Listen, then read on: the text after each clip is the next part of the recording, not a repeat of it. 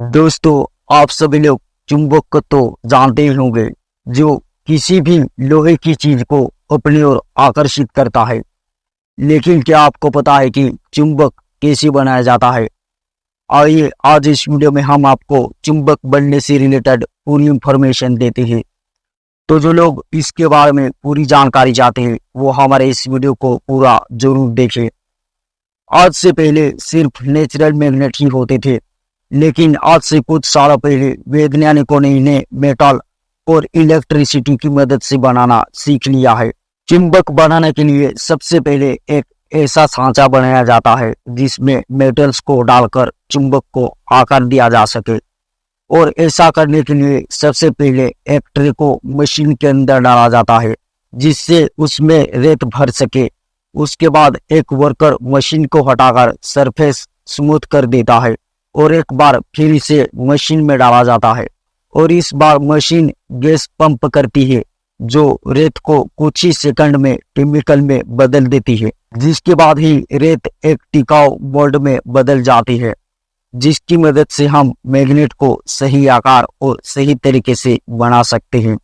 Mould कई अलग अलग तरह के आकार में तैयार किए जाते हैं जिससे चुंबक को अलग अलग तरह के आकार दिए जाते हैं, जिनमें से कुछ सर्कल आकार में होते हैं तो कुछ बेलन के। जब मोल्ड बनकर तैयार होता है तो उसके बाद मैग्नेट बनाया जाता है, जिसके लिए जरूरी इंग्रेडिएंट को आपस में मिक्स कर दिया जाता है। इसमें copper, cobalt, sulphur, nickel, pure iron, aluminium और टाइटेनियम शामिल है।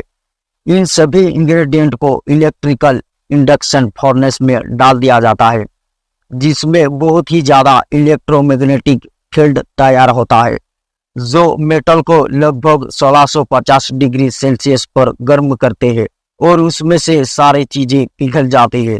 अब इन्हीं पिघले हुए मेटल्स को मोल्ड में डाल दिया जाता है जो गैस रेत को सख्त कर देती है। वो बहुत ही ज्यादा तेज ज्वलनशील होती है जिसकी वजह से मोल्ड आग पकड़ लेती है।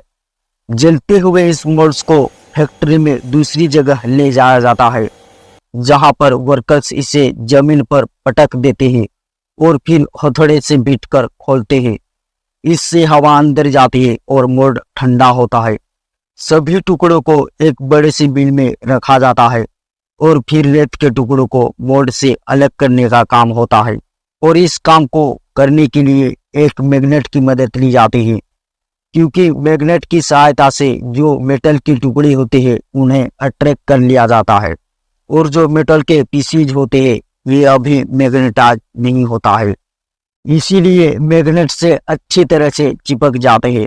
सबसे पहले रिंग्स का जो सेट जिसे इलेक्ट्रिक मोटर्स में इस्तेमाल किया जाता है उसे कॉपर पाइप पर लपेटा जाता है और रिंग शेप पाइप को एक ट्यूब में डालते हैं और फिर उसके अंदर सिलिका सैंड भरी जाती है जिससे रिंग अपनी स्थिति में ही रहे और कहीं भी ना हिले।